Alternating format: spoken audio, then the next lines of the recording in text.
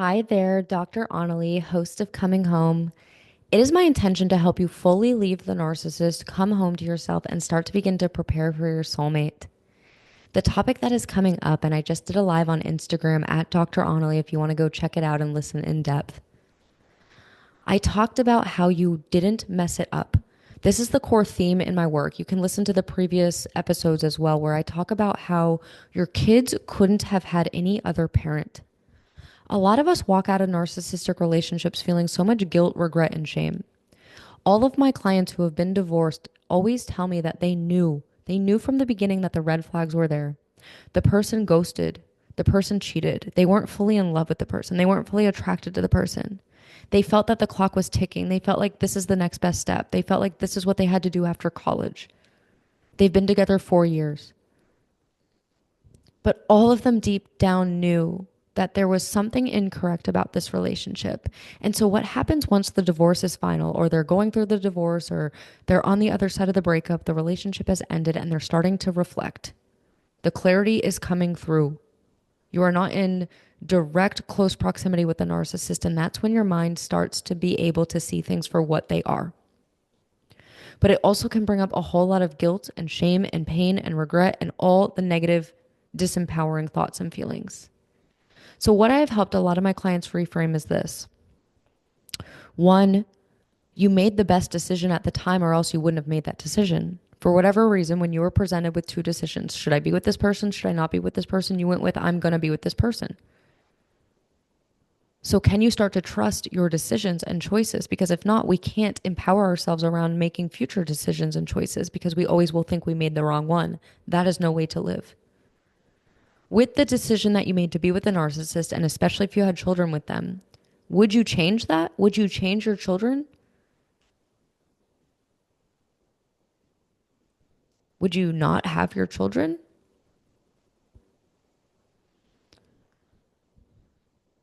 So the relationship was meant to happen. You were meant to be with them. They were meant to be in your life. You were meant to go through that door and make that decision to be with them instead of not be with them.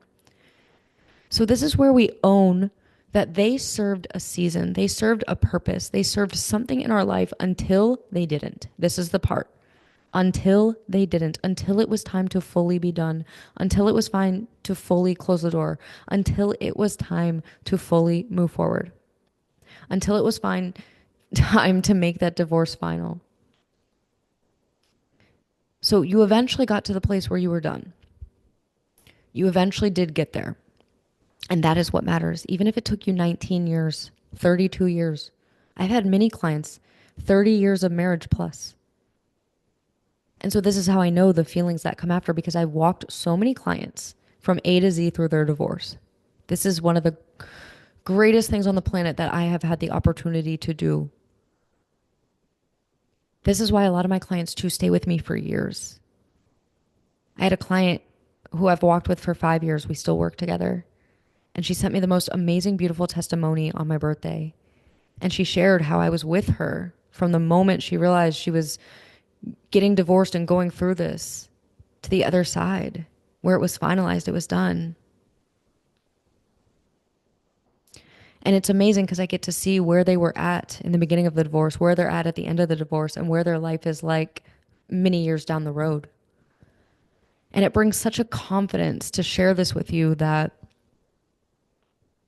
you don't need to hold on to the guilt and the shame and the regret. Your higher power has been with you this whole time. Something one of my other mentors says is that if it's good enough for God, it's good enough. So if God allowed this in your life, this season, this marriage, this relationship, these children, who are we to say that that wasn't meant to happen or that wasn't good enough? If it happened under God's roof, it served us. Even things that are horrible, sometimes it's hard to make sense of. But what I have come to find is that God really redeems a lot of pain and a lot of chaos and a lot of hurt and uses it for good. And what I've come to find is that empathetic people who have been in narcissistic relationships, when they really actually do the work and heal and recover, they get to experience the flip side. They get to experience the opposite. They get to experience somebody who is so loving and loyal and caring. And when they actually do the work to no longer be attracted to these kind of relationships, They don't have to fear or worry that they're going to be with another narcissist again because they will feel empowered moving forward and they will take all of the wisdom, the lessons, and the discernment. So instead of looking at the guilt and the shame of, oh my God, I knew better. Why did I choose them? Why did I put my kids in that situation? We accept that it happened the way it needed to happen and it couldn't have happened any other way. And it stayed as long as it needed to stay. But then what we can do to empower ourselves is to not let that go to waste. We can actually extract out everything that we need to empower us moving forward. So we reflect backwards to take us forwards. So then you use all of that information. For example, maybe you gaslit yourself. You talked yourself into making it work. You desensitized the lies, the cheating, their behavior. Maybe you gave them ultimatums. Maybe you were the one pushing for the marriage. Maybe you were the one forcing, maybe even manipulating, dropping hints, getting frustrated, getting passive aggressive. Don't go into guilt or shame. I've been there too. But it's the most empowering thing I've done is to actually go back and take a look. This is the part of a 12-step recovery program where almost everybody relapses or goes back out. When they get to the 4th step of the program, which is where you have to take a searching and a fearless moral inventory of yourself. Most people either avoid this because they don't want to do it, or they do it and then they go right back out. It's hard to look at our part in situations, but if we can't see it, we're a victim to it. And if we're a victim to it, we'll keep attracting it. And this is why so many people keep attracting narcissistic relationships. Maybe you can relate. It might feel like you're doomed to these kind of relationships because it's all you've experienced, or for a long time, it's been all you've experienced, or maybe it's 2 in a row, whatever it is. One thing I do want to share on that is it's 2 or 4 or maybe 10, even 20. Let's say 20. You've had 20 narcissistic relationships. That is out of 8 billion people. So we want to zoom out too. It feels so close to home because we are the ones who experience it. But what if there was the flip side? Could you believe that there's 20 amazing opposite that you could be attracted to or with out of 8 billion people on the planet? So all it is it's our attraction, it's our wound, it's our pattern, but it can heal and it can change. And that's the intention, that we see our part in it so that we can have more control over the pattern. This is what step 2 of the No More Narcissist program is all about. And it's module 1 of Man in Power and Woman in Power, where you discover your power. Your power is where you realize you weren't even fully attracted to this person and that you knew they weren't fully healthy for you, or you ignored the red flags. It said, do not swim here, and you swam there. You see that part within yourself, you will stop being addicted. If you can do that, if you're an alcoholic, you will stop having an obsession to drink. It will leave you. You won't know when it will leave you. You won't know how it will leave you, but you will look back and you will go, oh my God, it left me. All of my clients who have gone through my 4-step No More Narcissist program, the ones who actually went through it, the 4 steps, and did the journal prompts, the exercises, and lived it, the obsession, the rumination went away. And all of them are always shocked because when they start the program, they don't see that it ever will. Just like if you're an alcoholic and you're struggling to quit drinking, you probably don't believe there will really be a day where you do not care about a drink. When I walk by a drink now, I get nauseous. That is how God has worked in my life. When I hear the word tequila, I can barely even say it. I'm sick to my stomach. God put this repulsion within me because I surrendered it over and I've done the work. God will put the ick. God will have you stop thinking about this person. And even if you do think about it, just like if a drink did pop in my mind, it'd be a very fleeting thought. The consciousness would kick in of, oh, I don't want that. But it doesn't mean it's 100% gone for the most part, yeah. But I've had clients, it's like, oh, I thought about them today, but they know deep down they're never going to get back with them and they don't want that person. They don't fall for it anymore. But the obsession, the rumination, it leaves. Where you're always thinking about them. You're always wanting to get back. You want them to see you and choose you. That goes away. But it goes away because you're surrendering it over and you're willing to see, where did you have a say in this pattern? Where could I have maybe gone differently? So for example, I had a person in my life who they would leave, come back, leave, come back. And then another one, leave, come back, leave, come back. Another one, leave, come back. I could sit here and say, oh my God, why does every guy leave and come back? Or I could say, wow, I leave the door open for them to come back. If I didn't leave that door open, they wouldn't be able to. So I am the common denominator in this pattern.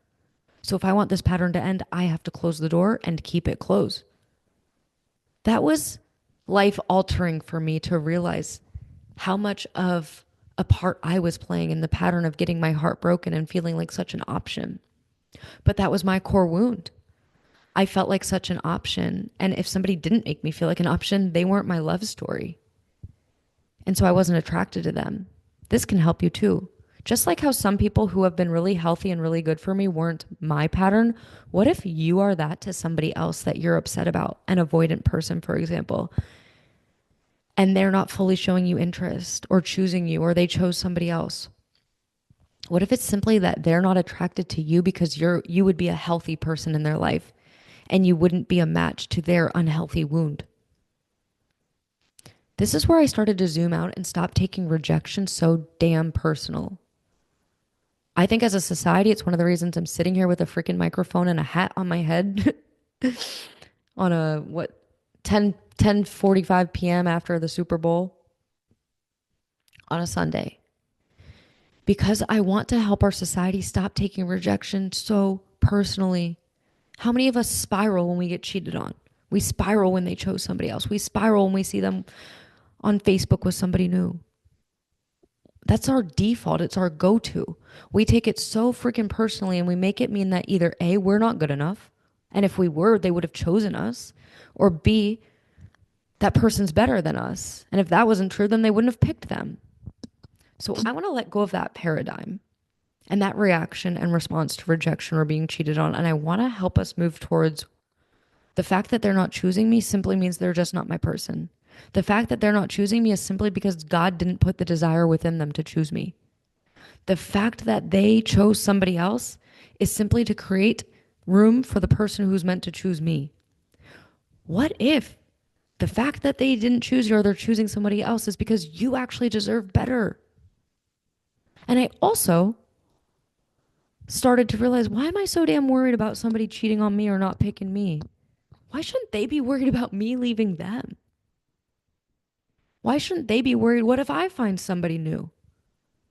Not that that's my character, but why is it always, I hope he doesn't leave me. I hope she doesn't choose somebody else or find a man better than me.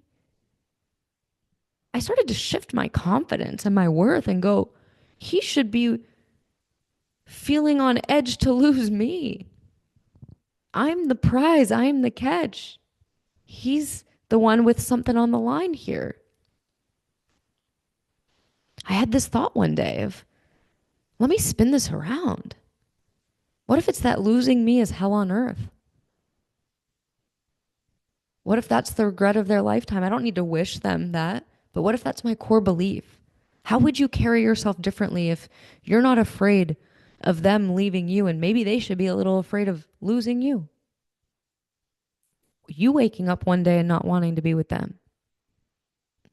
That is the kind of energy that I bring to the Man Empower and Woman Empower programs. My space, my community, my movement, to help you really become narcissist proof and never attract one again, or at least never fall for one. Never stay too long or get into it once you know it's incorrect. It is a space for us to empower each other around this. This is the work that I'm really known for. You notice, right? I don't talk too much about the narcissistic tactics and what kind they are and how horrible they are. You already know how horrible they are. You've lived it. I want to speak to people who have lived it. They've been in a lot of pain and they're ready to never experience that again. And they're ready to close the door, but really to keep it closed because you've already closed the door. So I'm here to help you not fear the next relationship because of all the hell on earth you've gone through. I want to help you feel empowered when you eventually are ready to date. I want you to stop fearing being cheated on because you've already been cheated on. I want you to know your worth and your beauty before you changed your story, your narrative, your identity when the narcissist squished you down and didn't choose you and selected other people over and over again. My story of this started in seventh grade when my seventh grade boyfriend, who was super popular, he left me for an eighth grader girl for 3 days. And he told me, I love you, but I like her. And he dropped me, went to be with her, realized the grass was not greener on the other side, and came back to me. I took him back. I forgave him. I listened to the crocodile tears, and he did it again. And this time with the most popular hot girl in my grade. And you know what? She actually was the one who told me to break up with him. So they were scheming and plotting behind my back. She told me to break up with him, and the next day she started dating him. Oh, wait, when that one ended, who does he go back to? Onalee, the forgiving, empathetic, loving woman who will never leave my side and will always take me back. Do you believe he did it to me again? You bet your bottom dollar he did. So that was seventh grade. That's innocent, right? No. It created a wound and an identity and a story of who I believed I was, what I thought men were, and how I thought other women are shinier, brighter, better than me. I'm a fallback plan. I'm an option, but I'll always be there because I never want them to feel regret.